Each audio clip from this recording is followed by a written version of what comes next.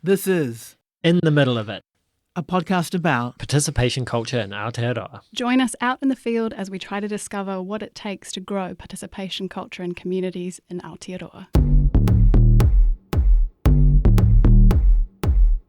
And being there to walk the path with them. Clearing the way in somewhat, creating offering the small things that unlock people's ability to act. another principle that we're playing around with, this idea of getting alongside.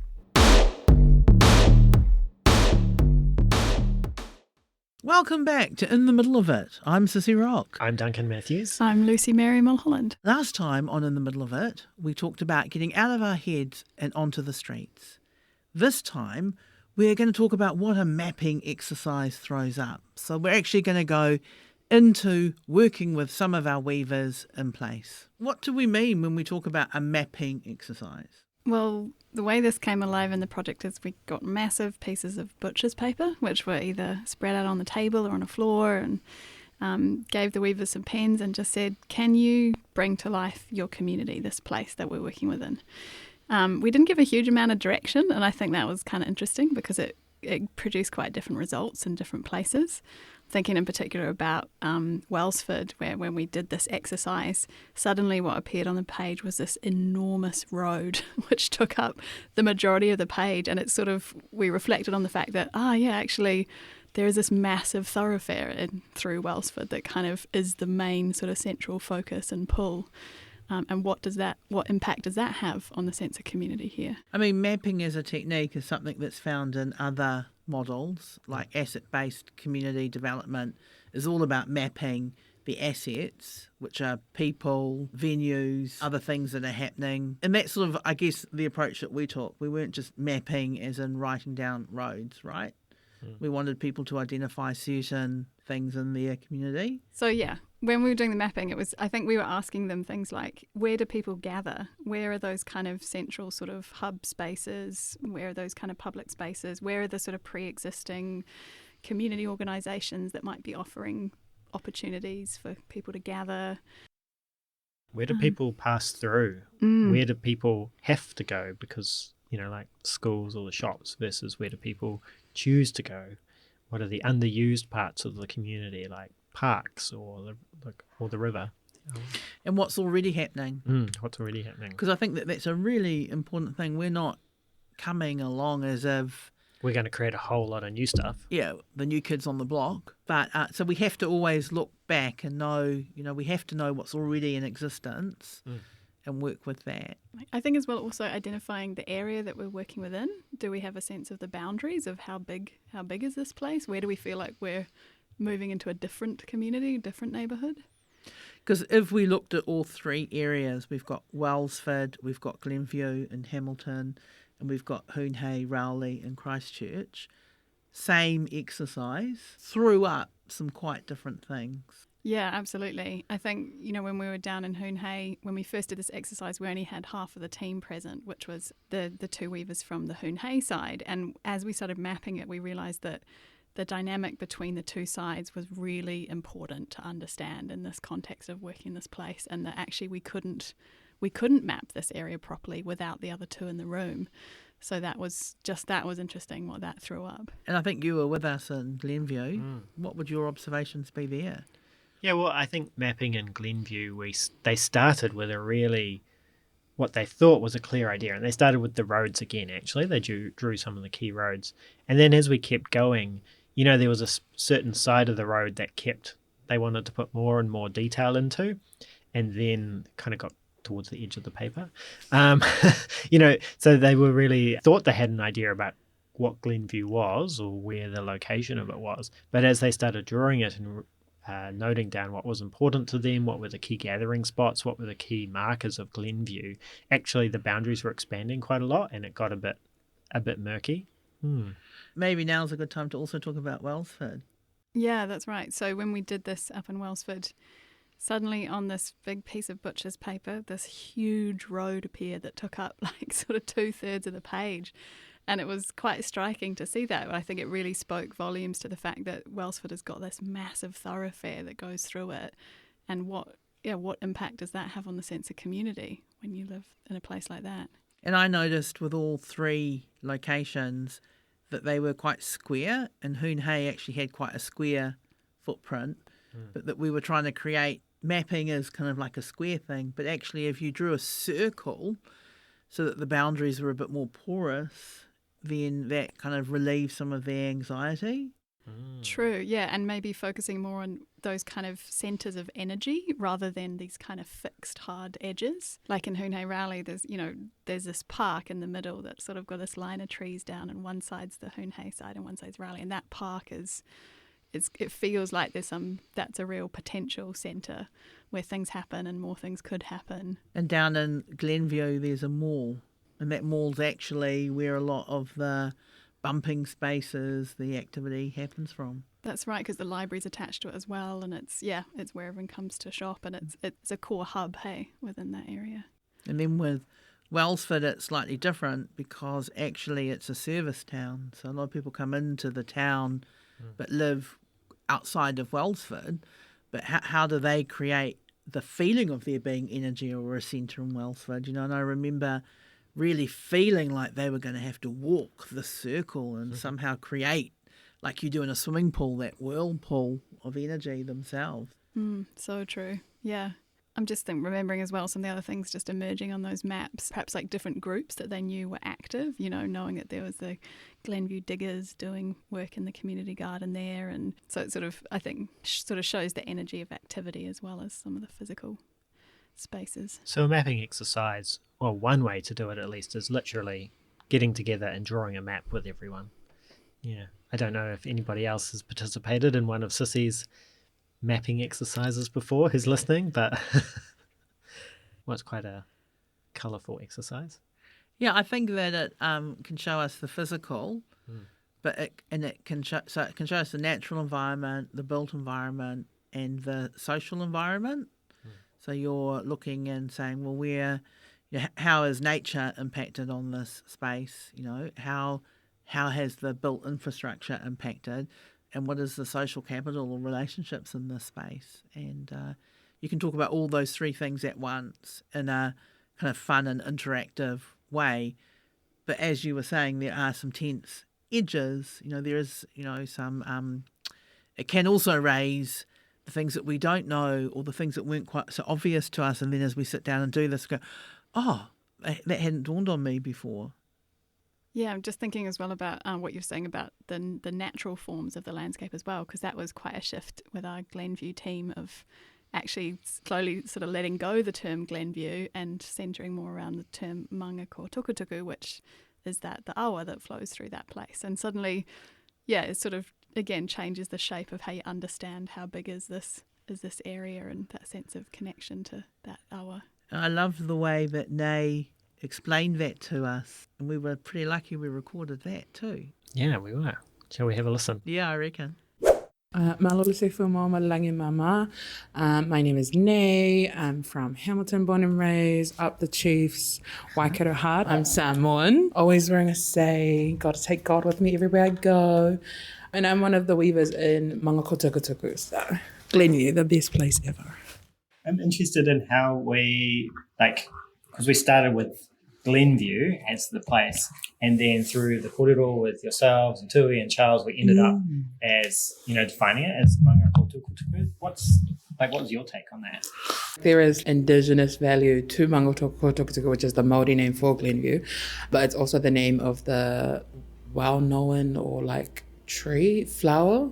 So the fuchsia flower grew along the awa there, is what I recall. And it's also, we've got a college called Manga ko Tukutuku College. We've got kapahaka groups called Te Pūteitanga Manga ko Tukutuku. So there's a lot of indigenous values. So the tangata whenua there, I think Charles said in Ngāti Mahanga, they've named, well not named, but the tree there that grows with along the awa is a flower, which is a fuchsia. So it's the area name, but also there's cultural significance to us as well. There's so much more than I can actually describe. To me, manga ko tukutuku is the indigenous name for it, or what Māori people knew Glenview as rather than Glenview. And I always remember Charles telling the story of how Glenview is actually not the actual name because the map was upside down when they named Hamilton. So Glenview is actually probably like Enderley or Fairfield, but it's like the opposite way around. Oh. So that's why we like every time like someone says, oh yeah, South Hamilton, we have a little giggle. Like we look at each other and we have a little giggle and we're like, actually.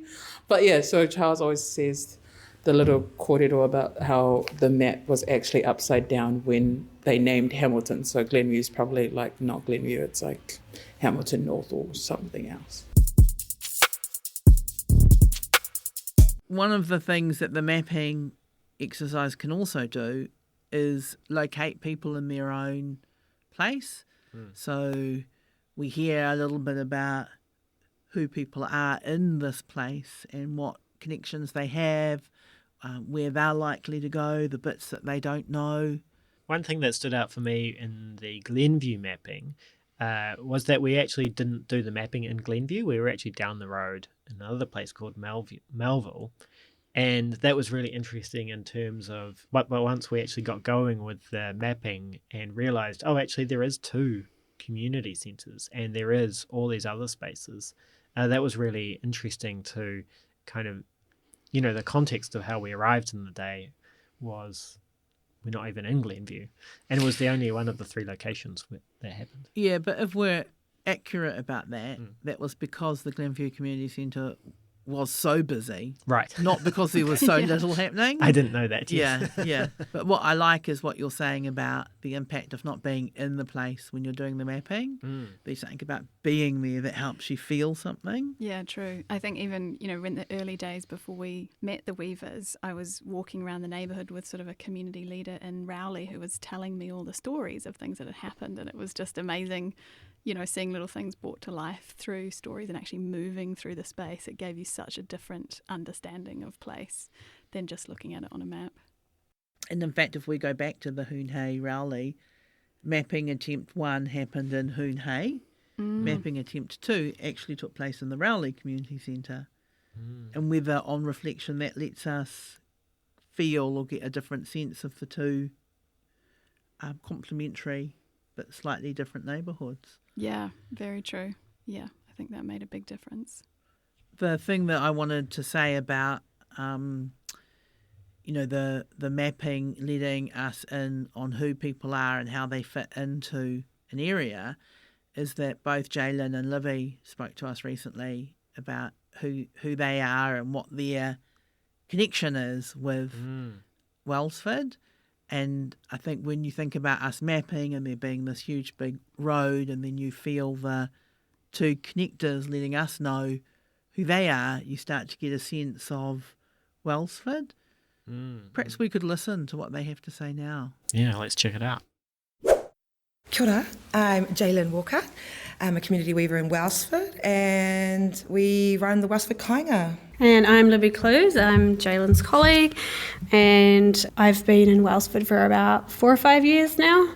And Jaelyn, you've just been a part of Wellsford for about 33 years now. What's your connection to Wellsford? I was born in Warkworth and straight back home to my grandparents' house in Wellsford. And my grandparents moved there, 60 to 70 years ago to work on the power lines. My grandfather was on the North Power, and then so we were given a house for the power workers, and my grandfather ended up buying that, and ever since then my mother went to high school there, and then I was born, and then now I've got 5 children, and we all live there, and they'll go through all those schools there, and it's not far from our marae or Tamatea, but I love Wellsford. I love everything about it and how small it is.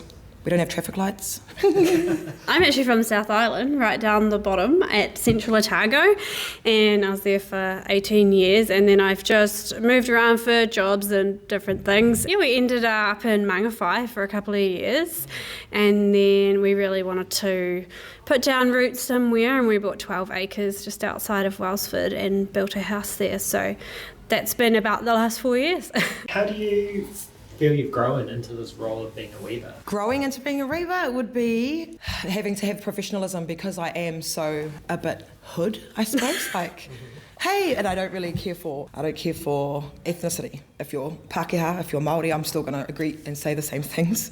And so when I am in my weaver role, brings a bit of professionalism where I'm here to sort my job and not be about what's going on the streets, you know. So I do think that it puts me more into a role of purpose. Like I'm here for a purpose. I'm not here to just talk silly stuff all day. So I could. And so I just love having a purpose, and that my purpose is to go and talk to everybody. And I love that. I've learned so much with you, Jay, with your energy and allowing myself to have that when I'm in the position as well, because I am from a very corporate background and I can be a little bit of that square that we talk about. Just letting me be myself. I've done a lot of community work already, but it's a lot more authentic in the community weaver role, and learning about what this pilot is about and not jumping in and taking charge, which is something that I've always done, and it's that just organised enough and letting other people support those things, and I'm just there to help. It's been a huge learning curve for me, to be totally honest, but in a really good way. Yeah, it's good to have Libby, like she was trying to learn how to speak te reo. So when you see this bored white lady walking into the te reo class, I'm like, this is my friend. Yeah, and I love the friendship that we've ended up with too, because it's made me feel a lot more comfortable around town as well, and I feel more accepted. Oh, cool. Yeah, and Wellsford's a very old sort of entrenched town as well, so having new blood come in can always be interesting, and it is changing as well, the town itself, because there's a lot of commuters to Auckland and there's a lot more young people, and you can see that with the daycares are all full now. They're actually all full again. And they've just built a new one. Yeah, they're building another one. So, the whole landscape's actually so far different from what it used to be when there was a farmers and 3 banks and things like that around the town. And seeing it grow with that and how the community has changed as well. So that can be hard for some people as well, to see that happen in their own town.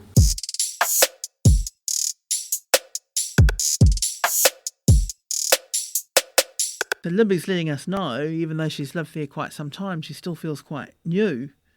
But Jaelyn has generations of whakapapa to Wellsford In that area. Right. So there's something maybe about the mapping exercise. It's trying to map both time and space in a way, right? We're trying to see stuff over time. And again, we saw that in Glenview, of hearing the more connections people had to that awa a long time ago, which perhaps have been lost through development of housing and roading systems. But there's potentially a seed of connection there that was once really alive for that community.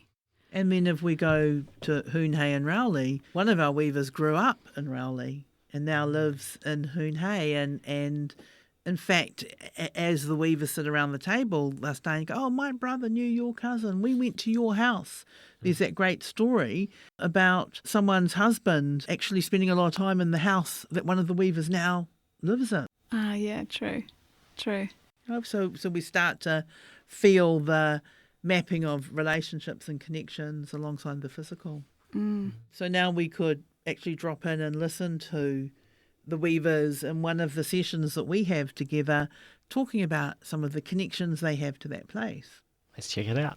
I think it would be nice to have, for me, as a community member, I'd love to know more people in Rowley.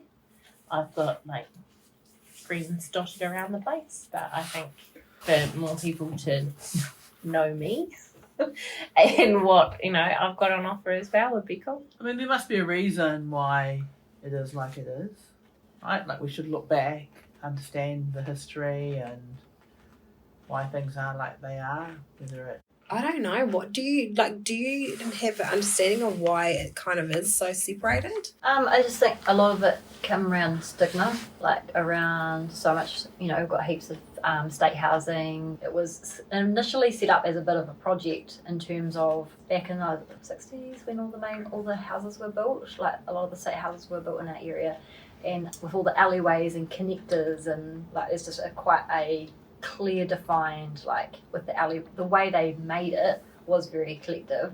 And then and just lots of big families, very multicultural, I don't know, and it was all in just our one spot.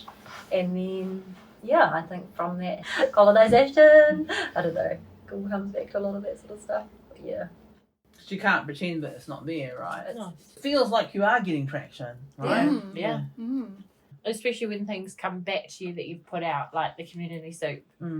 And just someone that none of us knows is seeing it and sharing it and trying to get more people to come. Yeah. It's like, oh, wow, okay. Yeah. You know, just a little drop is creating big ripples.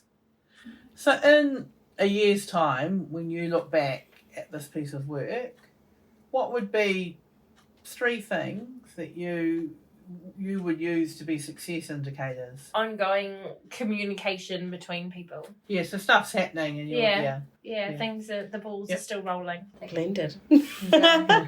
You know, hopefully it gets there, you know, the connection's there.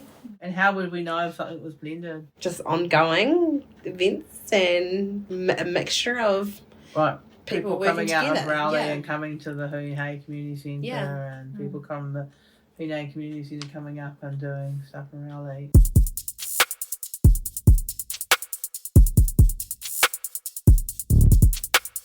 So what we've really been doing now through mapping is working out the context that this piece of work's happening in.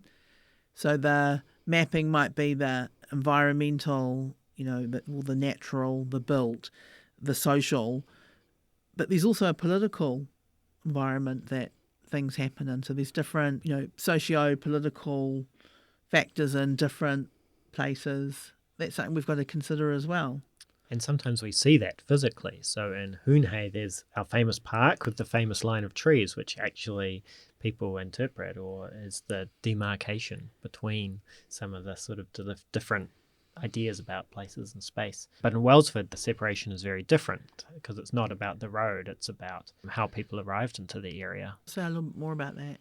Oh, well, we've heard a lot in Wellsford about there's the Pākehā population and the Māori population, and not a lot of mixing at times between those two groups of people, or a bit of distrust or misunderstanding between what both groups of people want. I think, you know, like you're saying in Wellsford, there's quite a strong white settler culture, as if the world began when people settled in Wellsford, and that doesn't take into account Māori history, which happened a long time before. And there's a lot of Māori who live in and around Wellsford. And that's really vocal in our with our weavers as well, really vocalising. Totally. And I think just thinking about that, kind of getting alongside people in the community, is just being aware how important it is to be aware of that dynamic with anything that's happening. You know, we've heard time and time again is that, you know, Māori don't come into community spaces because they don't feel it, you know, welcome. But that's in a context. In this place, Māori are saying they don't feel welcome, where in other places perhaps they do. So we're not making global. No. You know, and that's the key, right? That's the key, that it's specific to that place. And yeah, I think, again, just thinking about that idea of relationships before ideas is thinking about, you know, if we're going to come up with an idea to do a parents group, is like being really challenging ourselves that that's not just automatically like a Pākehā style parents group, but like how are we challenging ourselves to think about how this is going to really speak to these different parts of this particular community and in a particular place that feels welcoming in a particular style. Like, because I think that's where participation culture has its strength, because you're not doing for other people, you know, they're doing for themselves. So how do you create the condition for the people who live there to express themselves and do what's relevant for them and their community? That's such a good point, because I love hearing kind of Jaelyn in particular talk about, you know, she's like, oh, I know exactly what's needed here. You know, it's that my husband speaks today, we get the van and we go around and pick everyone up. They trust us, you know, and that's how we kind of welcome people into spaces, by that kind of going with them into a new space. And we had a situation where I think we were talking about a clothes swap in one of the locations, and people were saying, oh, that wouldn't work for our people. It's like, well, you know, like we don't have to have things that work for everyone ever. You know, if with participation culture, people should be able to do what works for them. Which is, I think, that importance of having a variety of things happening, right? If there's just one big event once a year versus, you know, lots of little small different things happening that people are drawn to, they might go to this but not that, but through attending a variety of different things, they're getting to meet and mix and build those relationships. Yeah, what did someone say recently? I just want to do the things that take my fancy. Yeah. I thought that's a really good way of summing up. I can participate when there's things that take my fancy. Right. Yeah. I was thinking about Glenview too and the kingitanga and how that's had its own context. I mean, for me, certainly. Yeah, I think what was interesting in that sense of just, two of our weavers are mana whenua and really kind of set that precedent for, if we're going to do this mahi, we need that. We need the blessing of the kingitanga. We need to be under that kind of sense of blessing and support, and really led that process. And yeah, I think that piece of work is taking on a completely different nature to the other locations because that was unique to that context. Exactly, yeah. So if that's our principle, everything happens in context, and a principle is something that you apply, so it's going to look different. Another principle that we're playing around with is getting alongside. This idea of getting alongside. What do we mean when we say that? I think it's the sense of not leading people down a path, but coming beside someone and seeing where they want to walk towards based on their context, what makes sense for them, what they fancy, and being there to walk the path with them rather than coming in and saying, right, I've got the route for how we're going to create relationships here, just come and walk with me.